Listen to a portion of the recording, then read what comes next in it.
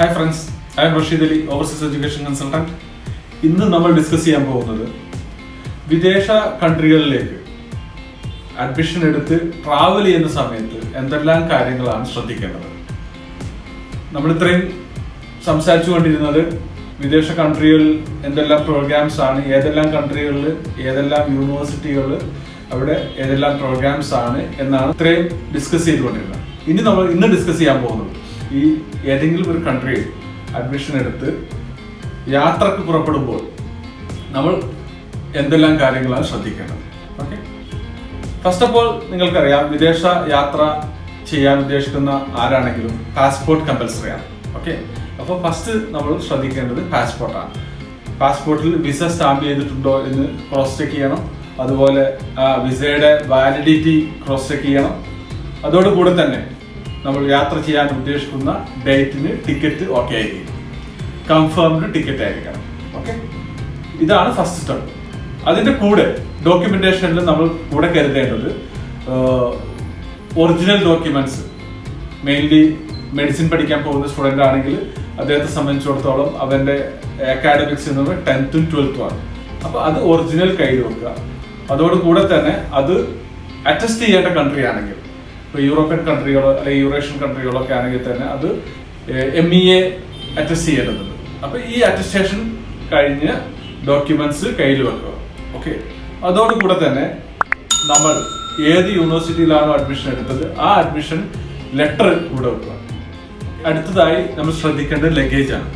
Okay, normally നമ്മൾ യാത്ര പുറപ്പെടുന്ന സമയത്ത് 2 ടൈപ്പ് ലഗേജ് ആണ് ഉണ്ടാവുക. ഒന്ന് ചെക്കിംഗ് ലഗേജും മറ്റൊന്ന് ഹാൻഡ് ലഗേജും. അങ്ങനെ 2 ടൈപ്പ് ലഗേജ് ആണ് എപ്പോഴും ട്രാവലിംഗ് സമയത്ത് നമ്മുടെ കൂടെ ഉണ്ടാകും. അപ്പോൾ നമ്മൾ ചെക്കിംഗ് ലഗേജ് നമ്മൾ ടിക്കറ്റിൽ ക്രോസ് ചെക്ക് ചെയ്ത് അത് നമ്മൾ എടുക്കുന്ന എയർലൈൻസിന്റെ വ്യത്യാസം അനുസരിച്ച് ഈ ചെക്കിംഗ് ലഗേജും വ്യത്യാസം ഉണ്ടാവും. ഓക്കെ, ചിലപ്പോൾ 25 kg ആയിരിക്കും, അതല്ലെങ്കിൽ 40 kg ആയിരിക്കും. ഓക്കെ, ചില എയർലൈൻസ് 2 പീസ് ആയിരിക്കും. അപ്പോൾ 2 പീസ് എന്ന് പറയുമ്പോൾ 23 kgയുടെ ഒരു പീസും 23 kgയുടെ മറ്റൊരു പീസും, അങ്ങനെ മൊത്തം 46 kg ഉണ്ടാവും. Okay, then plus hand baggage. ഇങ്ങനെയാണ് ലഗേജിന്റെ ഘടന. അപ്പോൾ നമ്മൾ ഏത് എയർലൈൻസ് ആണോ ഏത് ടിക്കറ്റ് ആണോ നമ്മൾ ഇഷ്യൂ ചെയ്തത് ആ ടിക്കറ്റിൽ ശരിക്കും മെൻഷൻ ചെയ്തിട്ടുണ്ടാവും. എപ്പോഴും നമ്മൾ 40 kg അല്ലെങ്കിൽ 46 kg ഒരൊറ്റ ബണ്ടിലാക്കി ഒരിക്കലും നമ്മൾ പാക്ക് ചെയ്യരുത്. 2 പീസ് എന്ന് പറഞ്ഞതാണെങ്കിൽ സെപ്പറേറ്റ് 23 അല്ലെങ്കിൽ 20 kgയുടെ 2 ബാഗേജ് ആക്കിയിട്ട് തന്നെ എപ്പോഴും കീപ്പ് ചെയ്യാം. ഓക്കെ, അപ്പോൾ അതോടുകൂടെ തന്നെ ഫസ്റ്റ് നമ്മൾ ശ്രദ്ധിക്കേണ്ടത്, നമ്മൾ ബോക്സ് വാങ്ങുന്ന സമയത്ത് എപ്പോഴും ശ്രദ്ധിക്കേണ്ടത് ബോക്സിന്റെ kg അഥവാ വെയിറ്റ്. മാക്സിമം ചെറിയ വെയിറ്റ്, കുറഞ്ഞ വെയിറ്റ് ഉള്ള ബോക്സ് വാങ്ങുന്നതാണ് നല്ലത്. അതല്ല എങ്കിൽ നമുക്ക് 20 kg ഉള്ളൂ എങ്കിൽ 5 kgയുടെ ബോക്സ് വാങ്ങിയാൽ ദെൻ നമുക്ക് റിമൈനിങ് വരുന്നത് 15 കിലോ സാധനം നമുക്ക് അതിൽ കൊണ്ടുപോകാൻ പറ്റുള്ളൂ. എപ്പോഴും നമ്മൾ വാങ്ങുന്ന ബോക്സ് വെയിറ്റ്ലെസ് ആയിരിക്കണം. അത് എല്ലാവരും ശ്രദ്ധിക്കുക.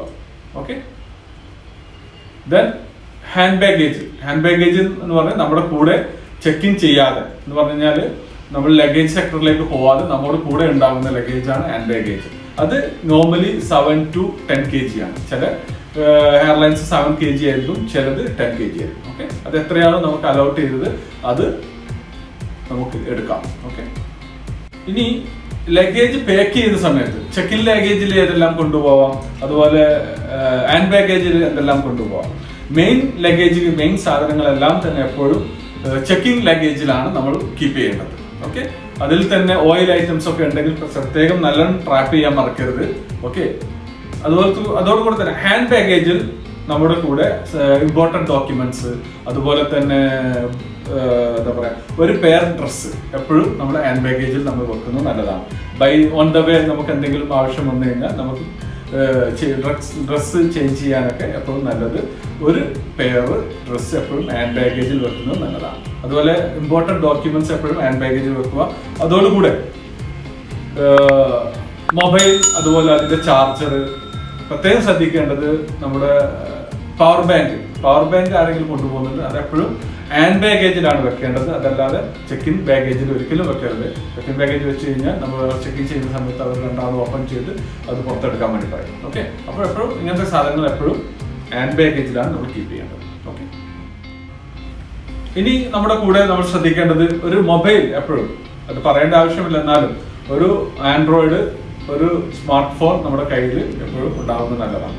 ഓക്കെ, അപ്പോൾ മൊബൈൽ എടുക്കുന്ന സമയത്ത് അതിന്റെ ചാർജറും അതുപോലെ എപ്പോഴും ഒരു മൾട്ടി പിന്ന്, കാരണം നമ്മുടെ ഇവിടുത്തെ പിന്നായിരിക്കില്ല വിദേശ കൺട്രികളിൽ, നമ്മൾ ഉദ്ദേശിക്കുന്ന കൺട്രികളിൽ അങ്ങനത്തെ പിന്നായിരിക്കില്ല. അപ്പോൾ നമ്മൾ ഉദ്ദേശിക്കുന്ന ഏത് കൺട്രി ആണെങ്കിലും ആ അവിടുത്തെ ഷൂട്ടാകുന്ന രീതിയിൽ ഒരു മൾട്ടി പിന്ന് നമ്മുടെ കൂടെ ഉണ്ടാകുന്നത് നല്ലതാണ്. ഓൺ ദ വേ ചാർജിങ് വന്നു കഴിഞ്ഞാലും അതുപോലെ അവിടെ എത്തിയിട്ട് നമുക്ക് യൂസ് ചെയ്യാനെല്ലാം ഒരു മൾട്ടി പിന്ന് നമ്മുടെ കൂടെ ഉണ്ടാകുന്നത്, മൊബൈലിന്റെ കൂടെ ഉണ്ടാകുന്നത് നല്ലതാണ്. ഓക്കെ, അതുകൊണ്ട് മൊബൈലിന്റെ കാര്യം പറയുമ്പോൾ അതോടുകൂടി തന്നെ ലാപ്ടോപ്പ് ഉണ്ടെങ്കിൽ നിങ്ങൾക്ക് പോകുന്ന സമയത്ത് കൊണ്ടുപോകാം.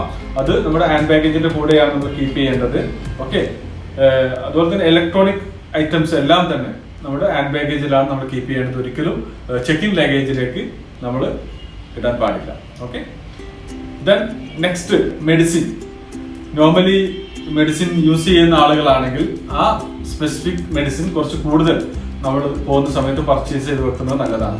ഈ മെഡിസിൻ വാങ്ങുന്ന സമയത്ത് അതിന്റെ പ്രിസ്ക്രിപ്ഷനും കൂടെ വെക്കാൻ ഒരിക്കലും മറക്കരുത്. അത് നമ്മൾ ചെക്ക് ചെയ്യുന്ന സമയത്ത് അതല്ലെങ്കിൽ കസ്റ്റംസ് ചെക്ക് ചെയ്യുകയാണെങ്കിൽ തന്നെ അവർക്ക് കാണിച്ചു കൊടുക്കാൻ ആവശ്യമുണ്ട്. അപ്പോൾ ഒരു പ്രിസ്ക്രിപ്ഷനും അതിന്റെ കൂടെ വെക്കുക. അതോടുകൂടി മെഡിസിന്റെ കാര്യം പറയുമ്പോൾ പ്രിസ്ക്രിപ്ഷൻ കൂടെ വെക്കുക. അതോടുകൂടെ തന്നെ ഇമ്പോർട്ടൻറ്റ് മെഡിസിൻസ്, ഇപ്പോൾ ഒരു പനിക്ക് വേണ്ട പാരസെറ്റമോൾ, അതുപോലെ AVIL-25, അതുപോലെ വേണമെങ്കിൽ ഒരു വിക്സിന്റെ ചെറിയ ഒരു പാക്ക്. അതോടുകൂടെ തന്നെ മോയിസ്ചറൈസർ, അതെപ്പോഴും എല്ലാവരും മറന്നു പോകുന്ന ഒരു സംഭവമാണ്. നമ്മൾ തണുപ്പുള്ള ഏരിയയിലേക്കാണ് പോകുന്നതെങ്കിൽ ഒരു മോയിസ്ചറൈസർ എപ്പോഴും കയ്യിലുണ്ടാവുന്നത് നല്ലതാണ്. അത് ചെറിയ പാക്കായിട്ട് ഒന്ന് എടുക്കുക, വലുതും ഒന്ന് എടുക്കുക. ചെറിയ പാക്ക് നമ്മുടെ കൂടെ കരുതുക, വലുത് നമ്മുടെ ചെക്കിൻ ലഗേജിൽ യൂസ് ചെയ്യുകയും ചെയ്യുക. കാരണം തണുപ്പുള്ള സമയത്ത് നമുക്ക് അവിടെ എപ്പോഴും ആവശ്യമായി വരുന്ന ഒരു സംഭവമാണ്. ഓക്കെ, ഇനി ട്രാവൽ ചെയ്ത സമയത്ത് നമ്മൾ ശ്രദ്ധിക്കേണ്ടത് ഫുഡ് ഐറ്റംസ്. ഇപ്പോൾ നമ്മൾ വിദേശ കൺട്രികളിലേക്ക് പോവുകയാണ്, നമുക്ക് പരിചയമില്ലാത്ത കൺട്രിയാണ്. അതുകൊണ്ട് തന്നെ ഈ ഫുഡ് ഐറ്റംസിൽ ഡ്രൈ ഫുഡ് ഐറ്റംസ് വേണമെങ്കിൽ കുറച്ച് കരുതുന്നത് നല്ലതാണ്. ഓക്കെ, ബിസ്ക്കറ്റ്സ് അതുപോലെ ബേക്കറി ഐറ്റംസ് കുറച്ച് വേണമെങ്കിൽ കരുതാം.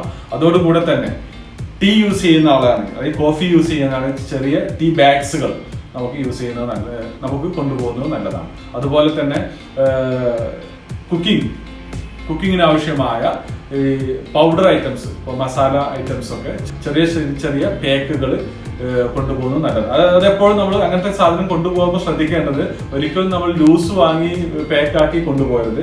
എപ്പോഴും അത് പാക്കായിട്ട് 100 ഗ്രാം അല്ലെങ്കിൽ 200 ഗ്രാമിന്റെ പാക്കുകളായിട്ട് നമുക്ക് ഷോപ്പിൽ നിന്ന് അവൈലബിൾ ആണ്. കാരണം എന്തുകൊണ്ടെന്ന് വെച്ചാൽ ഒന്ന് അതിനകത്ത് അത് ഉപയോഗിച്ച് കഴിഞ്ഞാലും അതിന് കേടുവരാതെ കുറെ കാലം നമുക്ക് യൂസ് ചെയ്യാൻ പറ്റും. അതിനെല്ലാം പുറമെ അതിന്റെ പാക്കിന്റെ മുകളിൽ അതെന്താണ് കണ്ടന്റ് എന്ന് വ്യക്തമായിട്ട് ഇംഗ്ലീഷിലും അതല്ലെങ്കിൽ മറ്റുള്ള ലാംഗ്വേജിൽ എഴുതിയിരിക്കും. അത് എന്തിനാണെന്ന് വെച്ചാൽ നമ്മൾ അവിടെ ഇറങ്ങുന്ന സമയത്ത് ഇവർ ക്രോസ് ചെക്ക് ചെയ്യുമ്പോൾ ഇതെന്താണ് സാധനം എന്ന് അവർക്ക് മനസ്സിലാകുന്നതും കൂടെ നല്ലത്. എപ്പോഴും പാക്കഡ് ഐറ്റംസ് ഇങ്ങനത്തെ വാങ്ങുന്നതാണ്, ഒരിക്കലും ലൂസ് വാങ്ങി കെട്ടി കൊണ്ടുപോകുന്നതിനേക്കാളും നല്ലത്. ഓക്കെ, ഈ ഫുഡ് ഐറ്റംസിന്റെ കാര്യം പറയുമ്പോൾ ഇങ്ങനത്തെ ഐറ്റംസ് അല്ലാത്ത നോർമലി ഈ മറ്റുള്ള എല്ലാ ഐറ്റംസും എല്ലാ സ്ഥലത്തും അവൈലബിൾ ആണ് എന്ന് പ്രത്യേകം ശ്രദ്ധിക്കുക. ചില ആളുകൾ നമ്മൾ ഇവിടുന്ന് എല്ലാ സംഭവങ്ങളും പാക്ക് ചെയ്ത് പോകുന്നുണ്ട്, പക്ഷെ അതിന്റെ ആവശ്യമില്ല. കാരണം വെച്ചാൽ നമുക്ക് ഉള്ള ലഗേജും കുറവായിരിക്കും. ആ ലഗേജിനനുസരിച്ചുള്ള സാധനങ്ങൾ കൊണ്ടുപോകുന്നതാണ് നല്ലത്. ഓക്കെ, ഇനി നമ്മൾ ശ്രദ്ധിക്കാന്ന് വെച്ചാൽ ക്ലോത്ത് ഐറ്റംസ്.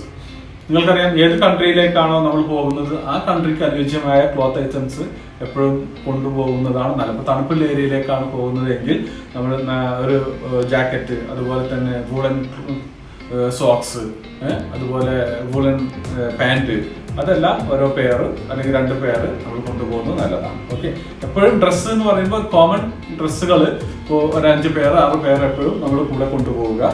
പിന്നെ അവിടെ എത്തിയ ശേഷം എപ്പോഴും നമ്മൾ ഏത് കൺട്രിയിലേക്കാണോ പോകുന്നത് ആ കൺട്രിക്ക് അനുയോജ്യമായ ക്ലോത്ത്സ് എപ്പോഴും അവിടെ അവൈലബിൾ ആയിരിക്കും. ഓക്കെ, അപ്പോൾ കൂടുതൽ പെയറുകൾ നമ്മൾ കൊണ്ടുപോകേണ്ടതില്ല. അവിടെ എത്തിയിട്ട് അവിടെ നമ്മളൊന്ന് സെറ്റ് ആയി കഴിഞ്ഞാൽ നമുക്ക് അവിടെ നിന്ന് പർച്ചേസ് ചെയ്യാനുള്ള ഓപ്ഷൻസ് ഉണ്ടായിരിക്കുന്നതാണ്. ഓക്കെ, പിന്നെ മെഡിക്കൽ സ്റ്റുഡൻ്റ് ആണ് എങ്കിൽ നിങ്ങൾക്ക് ഒരു പിന്നെ ആപ്രോൺ കൊണ്ടുപോകുന്നത് നല്ലതാണ്.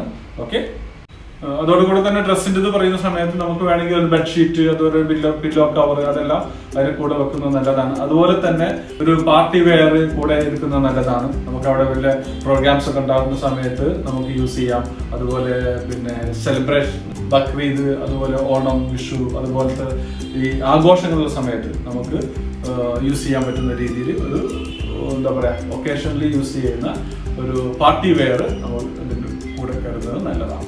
ഓക്കെ, അതോടുകൂടെ തന്നെ ഷൂ, ഒരു പെയർ ഷൂ എക്സ്ട്രാ നമ്മൾ കരുതുന്നത് നല്ലതാണ്. അപ്പോൾ ഷൂ വാങ്ങുന്ന സമയത്ത് എപ്പോഴെന്ന് വെച്ചാൽ തണുപ്പുള്ള കൺട്രിയിലേക്കാണ് നമ്മൾ പോകുന്നതെങ്കിൽ അതിനനുയോജ്യമായ രീതിയിലുള്ള ഷൂ വാങ്ങുന്നതാണ് നല്ലത്. ഓക്കെ, അതുപോലെ തന്നെ സ്ലിപ്പേഴ്സ്, 1-2 സ്ലിപ്പേഴ്സ് കൂടെ നമ്മൾ കീപ്പ് ചെയ്യുന്നത് നല്ലതാണ്. നമുക്ക് അവിടെ റൂംസിൽ യൂസ് ചെയ്യാൻ, നമുക്ക് ഹോസ്റ്റലിനകത്ത് യൂസ് ചെയ്യാൻ വേണ്ടിയിട്ട് സ്ലിപ്പേഴ്സ് നല്ലതാണ്. അതോടുകൂടെ തന്നെ സാധനം കൊണ്ടുപോകുന്ന സമയത്ത് ഒരു മഗ് എപ്പോഴും കരുതുന്നത് നല്ലതാണ്. ഓക്കെ, കാരണം അവിടെയെല്ലാം നിങ്ങൾക്കറിയാം പൊതുവെ ടോയ്ലറ്റുകളെല്ലാം തന്നെ പിന്നെ പേപ്പർ യൂസേജ് ആയതുകൊണ്ട് തന്നെ ഒരു മഗ് എപ്പോഴും കരുതുന്നത് നല്ലതാണ്. ഓക്കെ, പിന്നെ അതുപോലെ തന്നെ മെയിനായിട്ട് നമ്മൾ കൊണ്ടുപോകേണ്ട ഒരു സംഭവമാണ് ATM.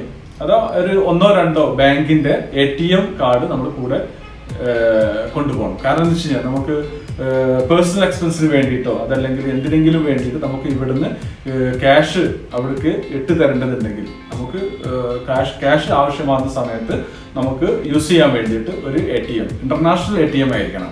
ഓക്കെ, നോർമൽ നമ്മൾ ഇന്ത്യയിൽ മാത്രം റൂപേ പോലത്തെ ATM അല്ല, ഇന്റർനാഷണലി വാലിഡ് ആയ, അതെപ്പോഴും നമ്മൾ ഇന്റർനാഷണൽ ബാങ്കിൽ അക്കൗണ്ട് ഓപ്പൺ ചെയ്ത് അവിടുന്ന് നമ്മൾ പ്രത്യേകം പറയേണ്ടതാണ് നമുക്ക് പുറത്ത് യൂസ് ചെയ്യാനാണ്, അതുകൊണ്ട് ഇന്റർനാഷണൽ കാർഡ് ആയിരിക്കണം. ഓക്കെ, അപ്പോൾ ഇന്റർനാഷണൽ കാർഡ് ആകുമ്പോൾ ഒന്നുകിൽ വിസ ആയിരിക്കും അല്ലെങ്കിൽ മാസ്റ്റർ കാർഡ് ആയിരിക്കും. അപ്പോൾ അത് 1-2 ഇൻ കേസ് 2 ബാങ്കിൻ്റെതാണെങ്കിലും കുഴപ്പമില്ല, 1-2 ഒരു ATM നമ്മുടെ കയ്യിൽ ഉണ്ടായിരിക്കണം. എന്തിനു ചെയ്യാൻ നമുക്ക് എന്തെങ്കിലും ക്യാഷ് വേണമെങ്കിൽ ഇവിടുത്തെ അക്കൗണ്ടിൽ നമുക്ക് ഡെപ്പോസിറ്റ് ചെയ്ത് കഴിഞ്ഞാൽ ഈ കാർഡ് വെച്ച് നമുക്ക് അവിടെ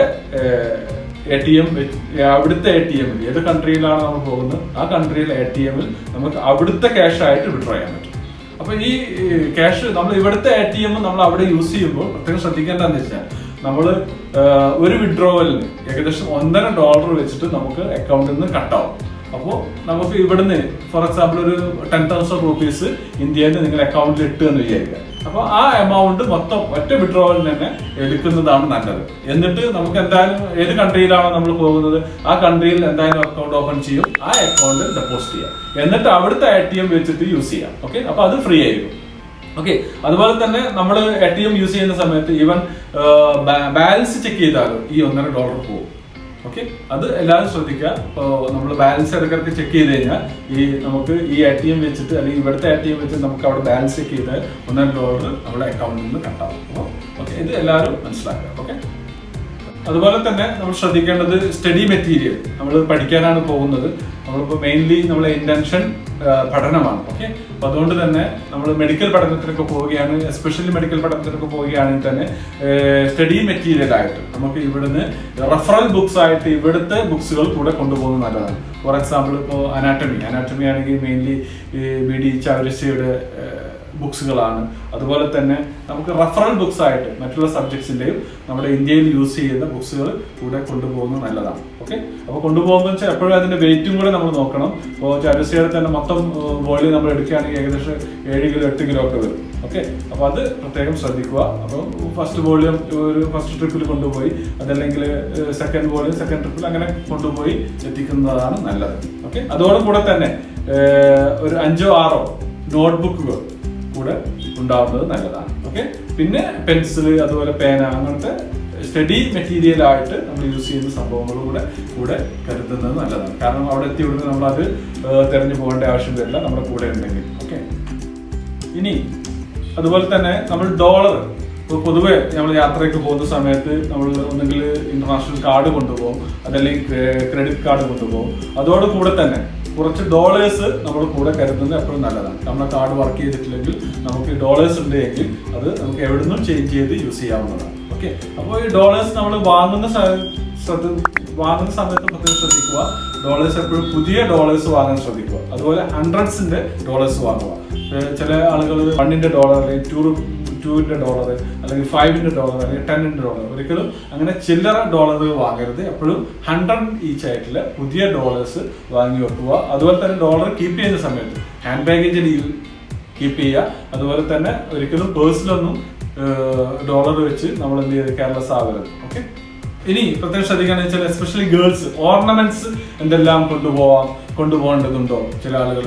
അപ്പോൾ ഒരിക്കലും എൻ്റെ ഒരു അഭിപ്രായത്തിൽ ഞാൻ പറയാം, എപ്പോഴും മിനിമം ഓർണമെന്റ്സ് യൂസ് ചെയ്യുന്നതാണ് നല്ലത്. അതന്നെ ഗോൾഡിന്റെ ഓർണമെന്റ്സ് ആണെങ്കിൽ തന്നെ ഒരിക്കലും ഓർണമെന്റ്സ് കൊണ്ടുപോകാതിരിക്കുന്നതാണ് നല്ലത്. ഇനി കൊണ്ടുപോവുകയാണെങ്കിൽ തന്നെ ഒരു മിനിമം ഓർണമെന്റ്സ് യൂസ് ചെയ്യുക. കാരണം അത് പല ഓപ്ഷനും പോകുന്ന സമയത്ത് നഷ്ടപ്പെടാനും, അതല്ലെങ്കിൽ നമുക്ക് അവിടെ എത്തിക്കഴിഞ്ഞാൽ നമ്മൾ ഇവിടുന്ന് വാങ്ങിയ ഗോൾഡ് ചിലപ്പോൾ അവിടുത്തെ ക്ലൈമറ്റിൽ ചിലപ്പോൾ എഫക്റ്റീവ് ആയിക്കോണമെന്നില്ല.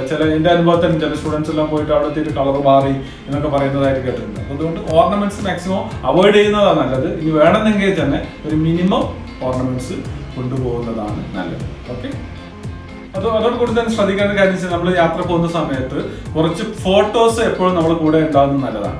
ഒരു പാസ്പോർട്ട് സൈസ് ഫോട്ടോ അല്ലെങ്കിൽ സ്റ്റാമ്പ് സൈസ് ഫോട്ടോ, അത് തന്നെ പിന്നെ മാറ്റ് ഫിനിഷ് ഉള്ളത്, എല്ലാം കൂടെ ഒരു 10-20 ഫോട്ടോസ് എപ്പോഴും നമ്മുടെ കൂടെ ഉണ്ടാകുന്നത് നല്ലത്. കാരണം നമുക്ക് അവിടെ എത്തി രജിസ്ട്രേഷൻ സമയത്തോ അല്ലെങ്കിൽ വേറെ എന്തെങ്കിലും സമയത്ത് ഫോട്ടോ എടുക്കാൻ വേണ്ടി സ്റ്റുഡിയോ തിരഞ്ഞു പോകേണ്ടതായിട്ട് വരുന്നില്ലെങ്കിൽ അപ്പോൾ നമ്മുടെ കൂടെ എപ്പോഴും ഫോട്ടോസ് ഉണ്ടാകുന്നത് നല്ലതാണ്. അതോടുകൂടെ തന്നെ നമ്മുടെ എല്ലാ സർട്ടിഫിക്കറ്റ്സിന്റെയും കോപ്പി, ഒരു കളർ സ്കാൻഡ് കോപ്പി നമ്മുടെ മെയിലിൽ എപ്പോഴും നമ്മൾ കീപ്പ് ചെയ്യാം. ഓൺ ദ വേ നമുക്ക് എന്തെങ്കിലും ആവശ്യമുണ്ടെങ്കിലും എപ്പോഴും വേണമെങ്കിലും നമുക്ക് അത് പിന്നെ അയച്ചു കൊടുക്കാൻ പറ്റുന്ന രീതിയിലുള്ള എല്ലാ പേപ്പേഴ്സിൻ്റെയും എല്ലാ ഡോക്യുമെന്റ്സിൻ്റെയും, ഇവൻ പാസ്പോർട്ട് ആണെങ്കിലും ഫോട്ടോ ആണെങ്കിലും സർട്ടിഫിക്കറ്റ്സ് ആണെങ്കിലും ഡ്രൈവിംഗ് ലൈസൻസ് ആണെങ്കിലും ആധാർ കാർഡ് എല്ലാത്തിൻ്റെയും ഒരു സ്കാൻഡ് കോപ്പി നമ്മുടെ മെയിലിൽ എപ്പോഴും ഉണ്ടായിരിക്കണം. ഓക്കെ, അപ്പോൾ മെയിൻലി ഓവറോൾ കാര്യങ്ങളെല്ലാം ഞാൻ ഡിസ്കസ് ചെയ്ത് എന്നാണ് എൻ്റെ ഓർമ്മ. ഇനി വിദേശത്തേക്ക് പോകാൻ ഉദ്ദേശിക്കുന്ന ആളുകൾ അവരുടെ ട്രാവലിംഗ് സമയത്ത് എനി കൺട്രി എനി കോസ്റ്റ് നിങ്ങൾക്ക് കോൺടാക്ട് ചെയ്യാം. എന്ത് ഡൗട്ട്സ് ഉണ്ടെങ്കിലും നിങ്ങൾക്ക് വിളിക്കാം. എൻ്റെ നമ്പർ ഇതിൻ്റെ കൂടെ കൊടുക്കുന്നുണ്ട്. ഓക്കെ, ഇനി നമുക്ക് ഇതുപോലുള്ള പുതിയ ടിപ്സുമായി ഇനിയും കാണാം. Okay, by.